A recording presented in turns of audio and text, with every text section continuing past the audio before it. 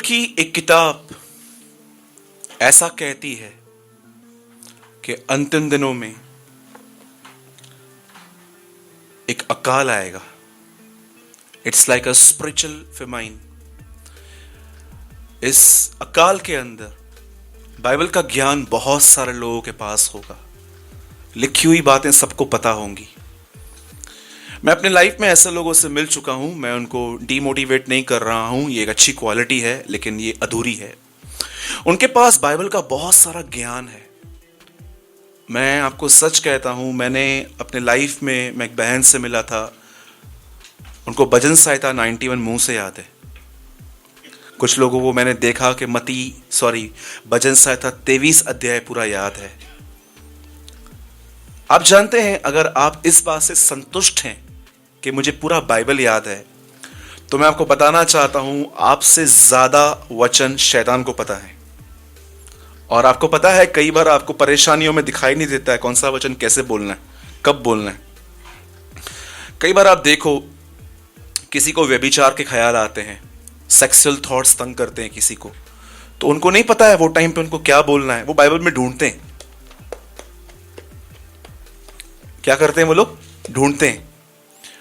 पर आप जानते हैं, जब शैतान यीशु मसीह को ऊपर पहाड़ पे ले गया, तो वो वहां से भजन संहिता से एक वचन निकालता है जो लिखा है, अपने आप को ऊपर से नीचे गिरा दे और स्वर्गदूत तुझे हाथों हाथ उठा लेंगे। उसको तो यह भी पता है कि कौन सा वचन कब बोलना है। Do you no? मैं आपको बताना चाहता हूं, अंतिम दिनों में बहुतों के पास बाइबल का ज्ञान रहेगा, पर खुदा को सुनने के लिए कान नहीं होंगे। इसीलिए प्रकाशित वाक्य 7 कलीसियाओं में यह कहता है, जिसके कान हो वह सुन ले कि आत्मा कलीसियाओं से क्या कहता है।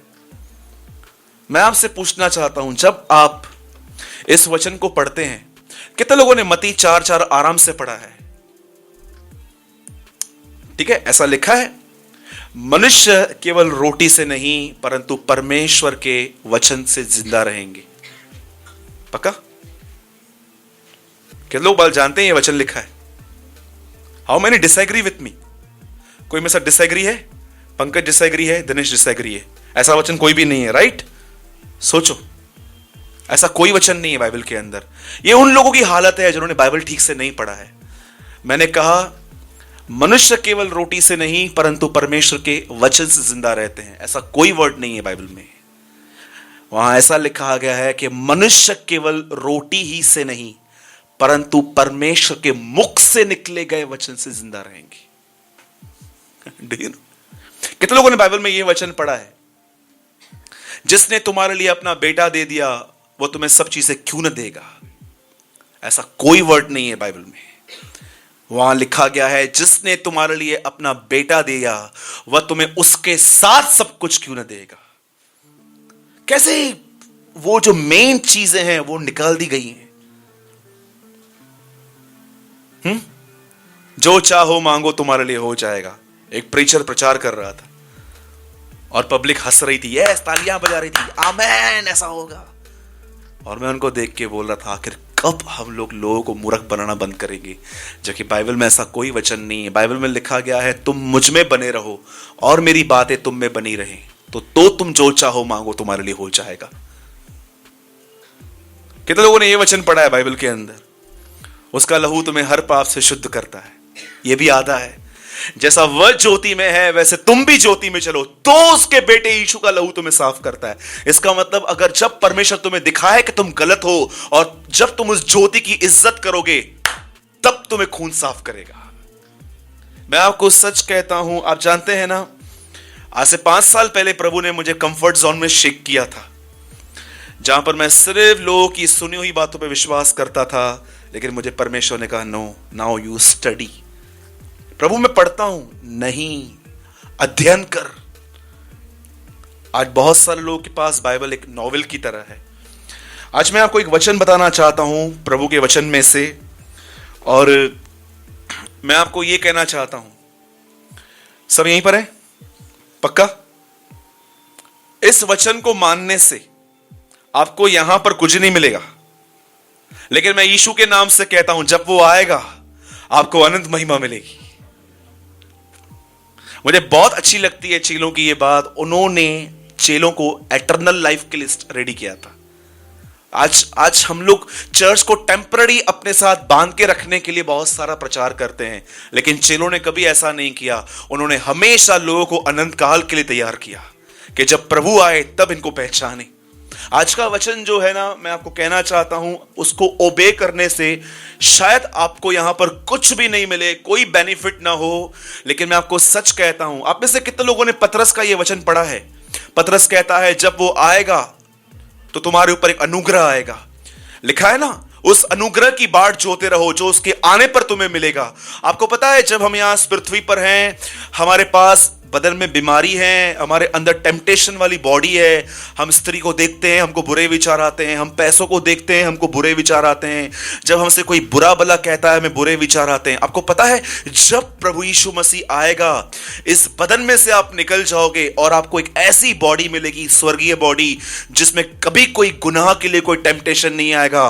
पतरस कहता है उस अनुग्रह की आशा करो जो उसके आने पर तुम्हें मिलेगा। सोचो, आज का जो वचन है, मैं आपको सच कहता हूं, ये हर्ट करने वाला है, लेकिन मैं आपको सच कहता हूं, ये आपको मोल्ड करेगा। और मैं इतना कहूंगा कि वो कुछ प्रतिशत आपको यीशु की तरह बनाएगा। आमीन। कितने लोग सच में जिनकी डिजायर है यीशु की तरह बनना है? आप जानते हो,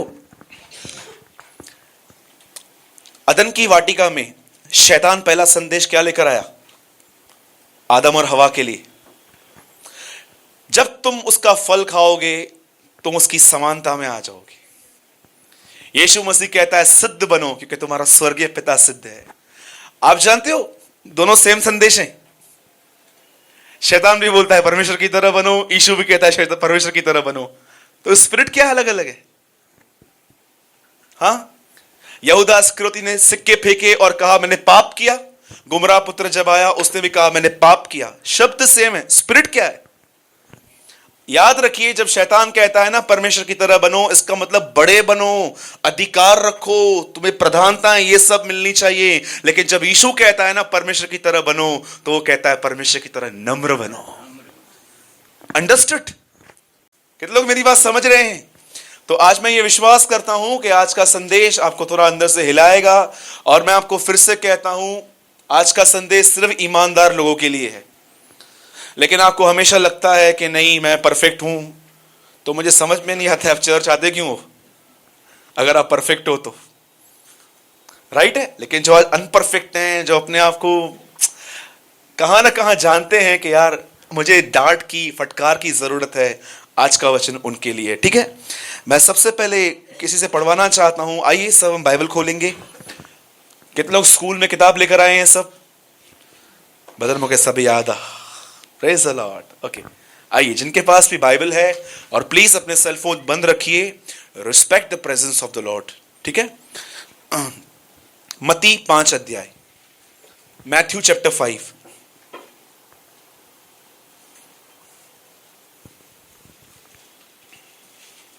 जिनके पास भी बाइबल है हम सब ओपन करेंगे मत्ती का 5वां अध्याय, मैथ्यू चैप्टर 5, मत्ती की इंजील 5वां अध्याय।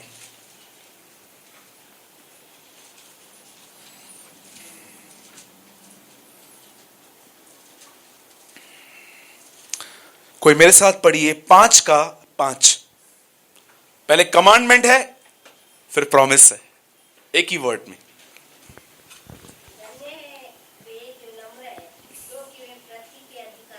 हाँ, कोई भाइयों में से पढ़िए जोर से। धन्य है वे, धन्य है सब, वे नॉट सब, धन्य है वे। इस कैटेगरी के लोग ब्लेसेड हैं जो नम्र है, बोलिए नम्र हैं। हाँ, आगे, क्योंकि वे पृथ्वी के अधिकारी होंगे। पृथ्वी के अधिकारी होंगे। आप जानते एक दिन क्या हुआ? मैं कभी कभी सोचता हूं, कई बार बहुत सारे मीटिंग्स में खुदा शक्ति के साथ क्यों नहीं उतरता? कैसे लिखा है कि वो सुलेमान के मंदिरों में बलवंत और सामर्थ के साथ उतरता था। कई बार मैं सोचता हूं क्यों परमेश्वर हर बार हमारे बीच में सामर्थ के साथ नहीं उतरता। और आज मैं उसका थोड़ा आपको खुलासा करना चाहता हूं कि कौन सी वो चीज मिसिंग है जो वो कलीसिया में नहीं देखता। आज हमारे पास इंस्ट्रूमेंट्स हैं, हमारे पास गैजेट्स हैं, हमारे पास साउंड सिस्टम्स हैं, हमारे पास हॉल है, चर्च है, लेकिन आज हमारे पास ये चीज नहीं है। सुनिए, एक दिन यीशु एक जगह बैठे हुए थे। अचानक एक आदमी सामने आया और यीशु उसे कहता है, मेरे पीछे हो ले। तब वो कहता है, सुन, मैं अभी नहीं आ सकता, मेरे बाप को मैं गाड़ के फिर तेरे पास आऊंगा। कई लोगों को लगता है कि उसका बाप जो है ना वो मर गया था। जी नहीं, उसका बाप मरा हुआ नहीं था। वो समझा रहा था कि मेरे ऊपर एक जिम्मेदारी है, मेरा एक बाप है, मैं उसकी सेवा करूंगा, जब वो मर जाएगा ना तब मैं तेरे पीछे हो लूंगा। ओके, अब हुआ क्या, इस आदमी ने यीशु को ठुकरा दिया। अब जानते क्या हुआ, एक आदमी ने यीशु से आके कहा, हे स्वामी, क्या मैं तेरे पीछे हो लूं? और यीशु उससे कहता है, लोमड़ियों को बटे हैं, आकाश के पक्षियों को बसेरे हैं, परंतु मनुष्य के पुत्र को सर रखने की जगह नहीं है। कईयों को लगता है जब यीशु कहता है मुझे सर रखने की जगह नहीं है, इसका मतलब उसके पास अपना घर नहीं है। मैं आपको बताना चाहता हूं, यीशु मसीह के पास एक नहीं दो घर थे, एक नासरत में और दूसरा कफरनुम में। पढ़ सकते हैं बाइबल के अंदर आप कि वो अपने कफरनुम के घर में गया, और एक जगह पे लिखा है वो नासरत में, जहां पर मरियम के घर में वो 30 साल बड़ा हुआ। जब वो ये कहता है मुझे सर रखने की जगह नहीं है, तो याद रखिए इफिसियों में लिखा है कलीसिया उसकी देह है, वो कलीसिया का सर है। वो इनडायरेक्टली ये कह रहा था मैं सर हूं, पर मेरी देह तैयार नहीं है जहां पर मैं सर रख सकूं। हम कौन है उसका? वी आर द बॉडी, और वो हमारा हेड है। आज वो क्यों हमारे बीच में नहीं आ पाता? क्योंकि उसकी देह तैयार नहीं है। कोई तारक मेहता देखने में बिजी है, किसको कैंडी क्रश गेम खेलना है, किसको सारा दिन चिट चैट करनी है, किसी को सारा दिन पैसा कमाना है, कोई अपनी गर्लफ्रेंड के साथ बिजी है, कोई तो इतना सोते हैं लगता है इनका जन्म ही सोने के लिए हुआ है। सोते रहेंगे। कोई बकबक करने में बिजी है, लेकिन कोई बहुत कम लोग होते हैं जो सच में तैयार होते हैं कि मैं अपने सर से जुड़ पाऊं। यीशु कहता है मनुष्य के पुत्र को सर रखने की जगह नहीं है। इसका मतलब क्या है? मैं तो आना चाहता हूं, पर जानते आज बहुत सारी कलीसियाओं की हालत जानते हैं कैसी है? खुदा उनके बीच से चला गया है। कई लोग कहते हैं नहीं ब्रदर, यह कैसे हो सकता है? कितने लोगों ने यह वचन पढ़ा है प्रकाशित वाक्य में? लोगों के अंदर यीशु मसीह है वहां पर वो जो सामर्थ, वो अभिषेक जो आना चाहिए वो नहीं है। कितने लोगों ने प्रकाशित वाक्य 3:20 पढ़ा है? मैं हृदय के द्वार पे, जो कोई द्वार खोलेगा मैं उसके, अगर कोई खटखटा रहा है तो वो घर के अंदर है कि बाहर है? ही इज आउटसाइड, इसलिए तो खटखटा रहा है। आप बिलीव कर सकते हैं? अमेरिका में एक दिन एक पास्टर गए और वहां पर इतना शोर शराबा, म्यूजिक के टाइम पे, वर्शिप के टाइम पे उनका बाईपास हुआ था। और आप जानते हैं जो बाईपास हो चुका है, जिनका उनको ज्यादा जो शोर होता है वो बर्दाश्त नहीं हो पाता है। अभी वो जैसे उस चर्च में गए, चालू हो गया और वो बाहर चले आए। और जैसे वो दरवाजे पे पहुंचे, उन्होंने दरवाजा खोला, उन्होंने अपनी आंखों से अपनी आत्मा में यीशु मसीह को देखा और उन्होंने यीशु से कहा, प्रभु जी मुझे माफ कीजिए, मुझे उनकी आराधना समझ में नहीं आ रही थी, मुझे क्षमा कीजिए, इसलिए मैं बाहर आ गया। और यीशु ने कहा, कोई नहीं, कोई बात नहीं बेटा, मेरे को भी समझ में नहीं आ रहा था, इसलिए मैं भी बाहर आ गया। Do you know there is a word, एक वर्ड है ओल्ड टेस्टामेंट में, यह जाति बड़ा हल्ला मचाती है। पढ़ा है आपने? यह जाति बड़ा हल्ला मचाती है, ये आराधना नहीं करती, ये सिंगिंग करती है। अब सुनिए, अगर आप सच में देह से जुड़ना चाहते हैं ना, अगर आप सच में सर से जुड़ना चाहते हैं ना, तो आज इस वचन को सीरियसली लो। मैं चाहता हूं अब ये वचन कोई फिर से पढ़िए। चलो एक काम करेंगे, जिनके पास बाइबल है मैं 3 गिनूंगा, हर व्यक्ति अपनी अपनी बाइबल में पढ़ेगा। 1 2 3। धन्य है वे जो नम्र हैं, क्योंकि वे पृथ्वी के अधिकारी होंगे। क्या आप ये बात जानते हैं? पूरे नए नियम में, होल न्यू टेस्टामेंट में कोई भी पृथ्वी की आशीष नहीं है। ब्रदर मैं तो सुनता आया हूं यीशु में आओ चंगाई मिलेगी, यीशु में आओ बरकत मिलेगी, यीशु में आओ बंद हुआ धंधा खुलेगा, सब मिलेगा। जी बरोबर है, ये ओल्ड कवर्नेंट है, मैं न्यू कवर्नेंट की बात कर रहा हूं। नई वाचा में पृथ्वी की कोई आशीष नहीं है, नई वाचा में स्वर्गीय आशीष हैं। इसीलिए एफेसियों में लिखा गया है कि परमेश्वर ने तुम्हें मसीह में स्वर्गीय आशीषें दी हैं, हेवनलीज। जैसे परमेश्वर ने पुराने नियम में मूसा में उन्हें पृथ्वी की आशीषें दी हैं, वैसे ही परमेश्वर ने नए नियम में हमें स्वर्गीय आशीषें दी हैं। इस बात को हमेशा याद रखना। अब सुनिए, मैं जो आपको बोलने की कोशिश कर रहा हूं, बोलिए धन्य है वे जो नम्र हैं। किस चीज के वो अधिकारी होंगे?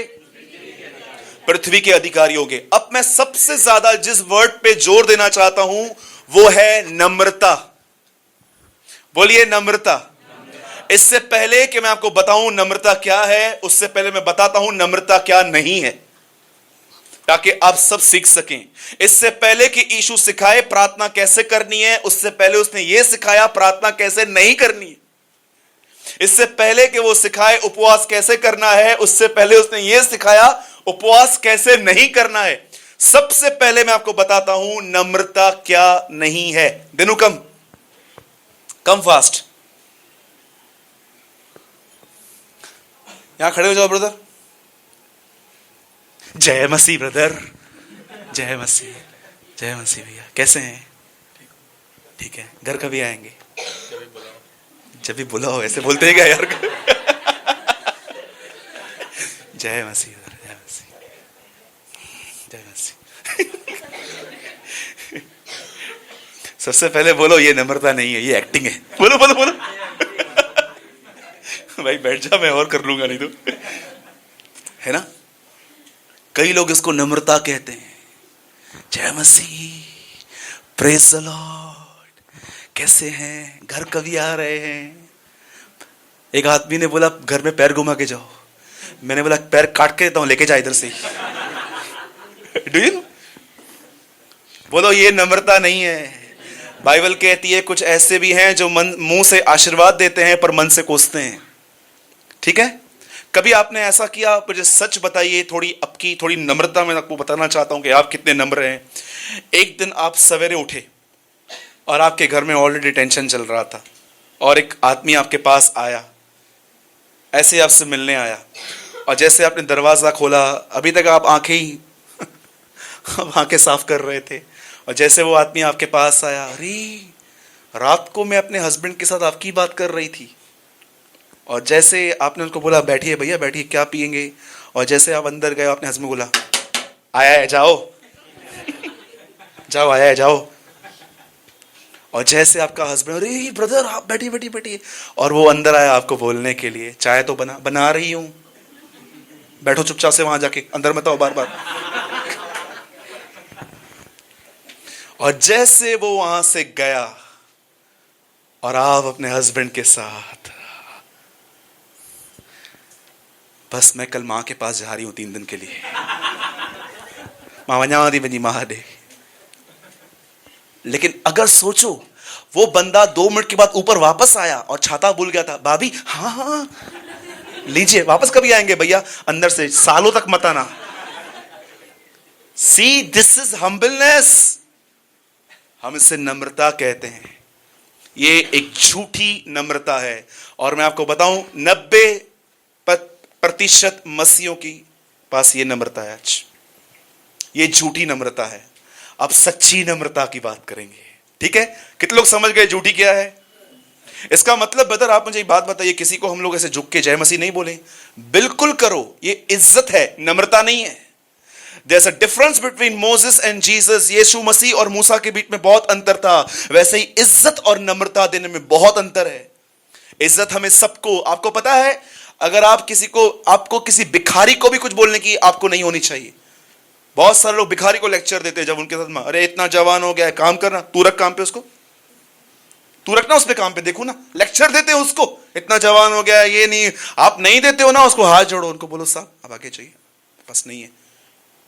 किसी को लेक्चर मत दो। बाइबल कहती है सबका आदर करो, पुराने नियम के अंदर लिखा गया है, जब कोई तुम्हारे बीच में बूढ़ा आता है तो खड़े हो जाओ और दिखाओ तुम यहोवा का भय मानते हो। ये तो पुराना नियम था। नया नियम स्टैंडर्ड और ऊंचा है। नए नियम में लिखा है सबका आदर करो। पतरस में लिखा है प्रभु भिखारी का भी, यस भिखारी का भी। डोंट किसी को भी हमको नहीं होना चाहिए कि हम किसी को कुछ भी बोलें। अब सुनिए, नए जो ये नम्रता होती है वो क्या होती है, क्योंकि मैं ये विश्वास करता हूं बहुत सारे मसीह लोगों ने शुरुआत बहुत नम्रता से की थी, लेकिन उनका अंत बहुत घमंड पे जा रहा है। क्या आप जानते हो दाऊद परमेश्वर के हृदय के अनुसार जो व्यक्ति था, उसका अंत कैसे हुआ? मरने से पहले वो अपने बेटे को बुला के कहता है, सुन, आज से बहुत साल पहले एक व्यक्ति ने मुझे गालियां दी थी, उसका नाम सिमी है, लिखा है, उसे मार दे। इंग्लिश में लिखा गया है किल दिस ग्रे हेड मैन, जिसके बाल सफेद हो गए हैं, इसे मार दे। क्या आप ये विश्वास करते हो? उसके बाद ऐसा लिखा है दाऊद सो गया। क्या आप ये बिलीव कर सकते हो? दाऊद राजा का अंत अनफॉरगिविंग एटीट्यूड पे हुआ था कि उसने मरने से पहले एक आदमी के लिए सुलेमान को कहा, इसे खत्म कर दे, kill this grey hair man, इस आदमी को जिसके बाल पक चुके हैं इसे मार दे। अरे क्यों? कोई टाइम था उसने मुझे गालियां दी थी। कितनी बड़ी बात है। हम सोचते थे दाऊद ने उसे माफ कर दिया, लेकिन दाऊद ने उसे अपने अंदर में रखा था। मैं आपसे पूछना चाहता हूं, किसी ने आपको पास्ट में बुरा किया, गलत किया, क्या अब भी आपकी बकबक उसके प्रति चालू रहती है? क्या किसी ने आपके साथ कुछ किया था बहुत साल पहले, कभी आप किसी से मिलते हैं, क्या आप उस आदमी की बार बार चर्चा करते हैं? क्या ये ऐसा है, ये ऐसा है, ये ऐसा है, ये ऐसा है? सोचो, पूछो अपने आप से। अगर आप करते हो इसका मतलब आप बहुत डेंजर में हो। याद रखना, बाइबल कहती है वेदी के सामने जब आते हो तो अपने आप को जांचो कि तुम्हारे अंदर किसके लिए कुछ नहीं होना चाहिए। अब सुनिए, मैं आपको क्या बोलने की कोशिश कर रहा हूं, ध्यान से सुनिए। बाइबल एक व्यक्ति के विषय में बताती है, उसका नाम है दाऊद। और परमेश्वर ने जब उसे चुना तो उसके विषय में ऐसा कहा, यह व्यक्ति मेरे मन के अनुसार है। मन के अनुसार होने का मतलब जानते हैं क्या है? जैसा मैं हूं वैसे ही बहुत सारी खूबियां इसके अंदर हैं। और जब प्रभु ने उसको चुना, आप जानते हैं 17 साल की उम्र में खुदा ने उसका मसा किया, उसका अभिषेक किया। आइए सब यहां देखिए, उसका अभिषेक होने के बाद उसे तुरंत सेवकाई नहीं मिली। वो हमारी तरह नहीं था कि जो 3-4 सालों में मिनिस्ट्री चाहिए रहेगी उसको। No no no no no no no, बिल्कुल नहीं। याद रखिए, इससे पहले कि परमेश्वर आपको यहां खड़ा करे, तुम 100 बार जांचे जाओगे। 100 बार। कितने लोगों ने यह वचन पढ़ा है? यूहन्ना 1 अध्याय में एक मनुष्य परमेश्वर की ओर से भेजा गया। यूहन्ना परमेश्वर की ओर से भेजा गया, पास्टर के थ्रू नहीं, परमेश्वर के थ्रू। यीशु कहता है वे परमेश्वर के द्वारा तैयार होंगे, एक जगह पे लिखा गया है। 17 साल की उम्र में एक आदमी का प्रभु ने अभिषेक किया, लेकिन प्रभु जानता था यह हेल्दी है, मैच्योर नहीं है। एक बच्चा जब पैदा होता है तो वो तंदुरुस्त होता है, लेकिन अब भी उसे दुनिया के व्यवहार सीखने हैं, उसे बड़ा होना है। दाऊद जब 17 साल के उम्र में अभिषेक हुआ, वो तंदुरुस्त था, उसके अंदर कोई गुनाह नहीं था, लेकिन उसको तौर तरीके अब भी सीखने थे कि कैसे बुरे लोगों के साथ व्यवहार किया जाता है, कैसे बहनों को देखा जाता है, कैसे पैसों के साथ व्यवहार किया जाता है, कैसे हर चीज को एक सही तरीके से करना है। और जानते हो, परमेश्वर ने एक चीज अलाउ की उसके ऊपर। प्रभु ने एक दुश्मन को खड़ा किया, और वो दुश्मन कोई और नहीं, उसका ससुर था शाऊल। और जब शाऊल को पता चला कि मेरे दामाद का अभिषेक किया गया है, जानते हो उसने क्या किया? कम से कम 13 साल तक कई बार वो उसके पीछे गया, उसे मारने की कोशिश की। और कई बार तो दाऊद को ऐसा लगा कि वो शाऊल को आसानी से मार सकता था, लेकिन दाऊद ने उसे कभी नहीं छुआ। एक दिन शाऊल किसी गुफा में आया था और दाऊद वहां पर छुपा हुआ बैठा था। और जानते हैं, दाऊद के पास एक छोटी सी तलवार थी। उसने शाऊल के कपड़ों में से छोटा सा टुकड़ा काट के अपने पास रखा। और जब शाऊल जा रहा था, दाऊद उसको कह के बोलता है, देख, यहोवा ने तुझे आज मेरे हाथ में कर दिया था, पर फिर भी मैंने तुझे कुछ नहीं किया, कुछ नहीं किया मैंने। 13 साल तक शाऊल दाऊद के पीछे, दाऊद परमेश्वर के पीछे। घूम रहे थे ये लोग। आपको पता है अधिकतर भजन सहायता दाऊद ने तब लिखे थे जब शाऊल उसके पीछे था। कई बार वो शाऊल से छुपकर घड़ों में जाके वहां पर लिखता था यहोवा मेरा गढ़ है। पहाड़ों की चट्टानों में जाके वहां पर लिखता था यहोवा मेरे छुपने का स्थान है। याद रखना, वो सिर्फ वचन नहीं है, वो उसके अनुभव थे जो उससे मिले थे। और जानते हो एक दिन क्या हुआ? जब वो 30 साल का था, जब वो गिबोन में वहां पर बैठा हुआ था, एक व्यक्ति दौड़ते दौड़ते दाऊद के पास आके कहता है दाऊद ग्रीटिंग्स, शुभकामनाएं। बोलता है क्या हुआ? बोलता है तेरे बैरी मर गए। बोलता है मतलब? बोलता है शाऊल और उसका बेटा योनातन वो मर गए। उसे बोला क्या बात करता है? बोलता है हां मैं वहीं था। और जानते हैं एक व्यक्ति जो 13 साल से उसे परेशान कर रहा था, जब दाऊद ने उसके बारे में सोचा और सुना कि वो मर गया है, दाऊद ने मिठाई नहीं मंगाई। आप सोचो, एक आदमी जो आपको परेशान करता आया है और आपको मालूम पड़ता है कि उसकी टांग टूट गई है, उसका एक्सीडेंट हुआ है, हो सकता है कि आपको अंदर से खुशी हो और आपका मन आपसे यह कहे यह तो होना ही था। जानते हो आप कौन है? थोड़े बहुत आप शैतान हैं अंदर से। You have the spirit of Lucifer. अगर आप अपने दुश्मनों को दुखी देखकर खुश हो रहे हो, मैं आपको बताना चाहता हूं आपके अंदर पवित्र आत्मा की भरपूरी नहीं, पर आप थोड़े बहुत शैतान की तरफ से हो अंदर से। जानते हो जब उसे पता चला कि उसका विरोधी मर गया है, लिखा है दाऊद ने कपड़े फाड़े अपने। और आप पढ़ सकते हो सैमुएल में ऐसा लिखा है शाऊल के लिए विलाप गीत। दाऊद उसके लिए रोया और दाऊद कहता है उसके विषय में, हे यरूशलेम के पहाड़ों नीचे हो जाओ, हे यरूशलेम की बेटियों जो तुम्हें रंग बिरंगी कपड़े पहनाता था वो मर गया, उसके सामने तलवार पड़ी थी। बोलता है तुझ पर तेल घसने वाला मर गया। योनातन के लिए वो कहता है तेरा प्यार 1000 स्त्रियों से बढ़कर था मेरे लिए। वो अपने कपड़े फाड़ता है। वहां पर मैंने सीखा सच्ची नम्रता सिर्फ झुकना नहीं है, सच्ची नम्रता यह है कि लोग आपसे बुरा करते हैं लेकिन आप उनके लिए अपने अंदर में कचरा नहीं रखते। That is humbleness. यह नम्रता होती है। कितने लोग ये नम्रता रखते हैं अपने आप में कि कोई ना कोई आपको कुछ ना कुछ बोलता रहता है, लेकिन आप अपने आप को प्योर बनाए रखते हो कि नहीं प्रभु, मैं नहीं, मैं ऐसा नहीं करूंगा, मैं आपकी संतान हूं, मैं आपके रास्तों पे चलूंगा, मैं इनके रास्तों पे नहीं चलूंगा। लिखा है यदि तेरा बहरी तेरे पास आए तो उसे खाना खिला, उसे पानी पिला, ऐसा करके उसके ऊपर अंगार डाल। इंग्लिश में पढ़िए, लिखा है ऐसा करके तू उसके ऊपर शर्म के अंगार डाल दे कि तूने किसको। आज मैं आपसे पूछना चाहता हूं, मैं आपके पास एक चॉकलेट लेके आता हूं, अनिवार्य है कि आपके अंदर मेरी इमेज तो अच्छी बनेगी। पास्टर खुद चॉकलेट लेके आया था। सोचो मैं आपके घर में 1 घंटा आके बैठूं और मैं बाहर से लंच लेकर आऊं, आपके अंदर कितनी अच्छी इमेज बनेगी। मैं आपसे प्यार करता हूं इसलिए आप मुझसे प्यार करते हैं, पर मैं आपसे पूछना चाहता हूं जो लोग आपसे बुरा चलते हैं, आपका उनके प्रति इनर एटीट्यूड कैसा है? कैसा व्यवहार है?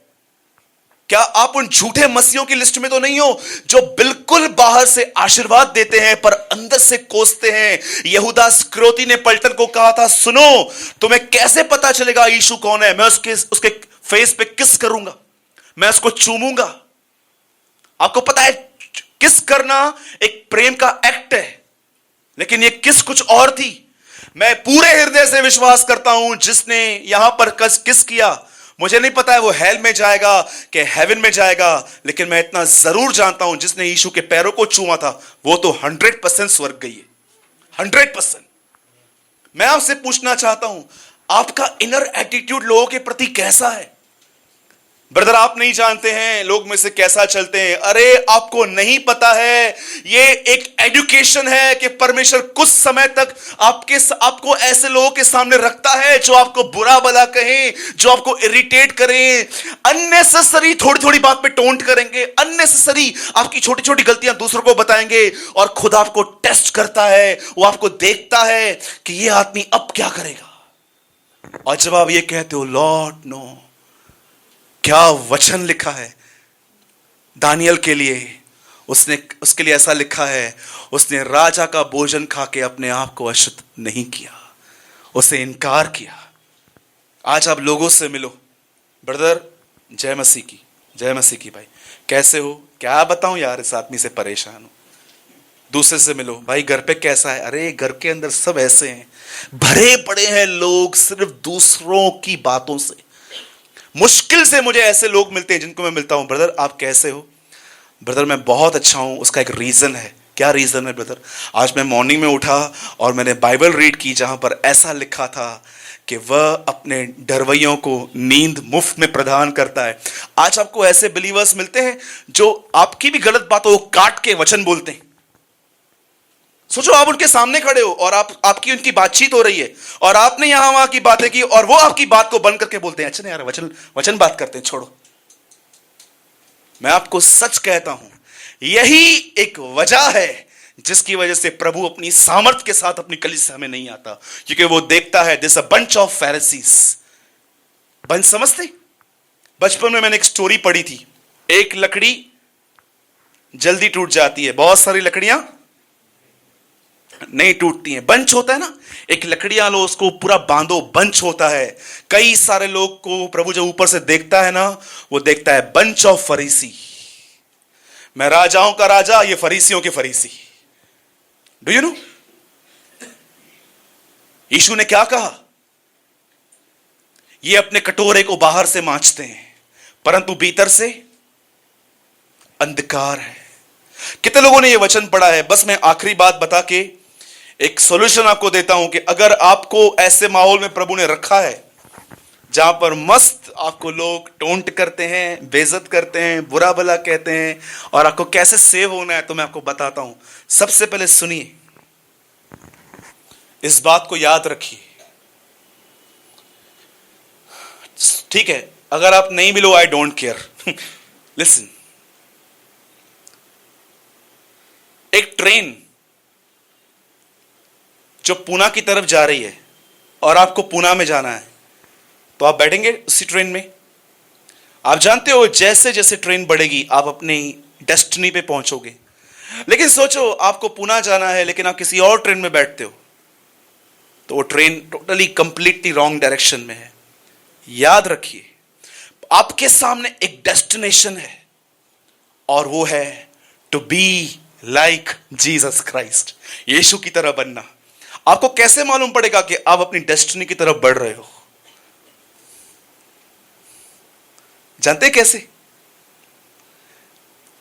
जो भी लोग आपके इर्द गिर्द हैं, याद रखना, जहां याकूब है वहां लाबान होगा, जहां दाऊद है वहां पर शाऊल होगा, जहां दानियल है वहां नबूकदनेस्सर होगा, जहां यीशु है वहां फरीसी भी होंगे।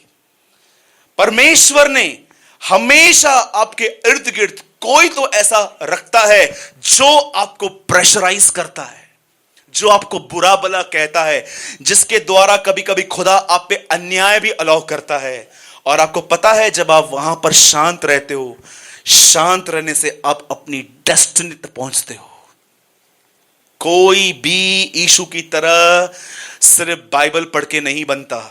सिर्फ बाइबल पढ़ते रहोगे, प्रैक्टिकल नहीं चलोगे, तो मैं आपको बताना चाहता हूं आप एक बहुत अच्छे फरीसी बनेंगे। सच कहता हूं, कोई भी व्यक्ति सिर्फ बाइबल पढ़ के अच्छा नहीं बनता, प्रेयर करके अच्छा नहीं बनता। लेकिन जब आप ऐसे माहौलों को, आपको पता रहेगा ना, बहुत सारी मदर इन लॉ होती हैं। बोलो, मदर इन लॉ होती है ना? ना होती है?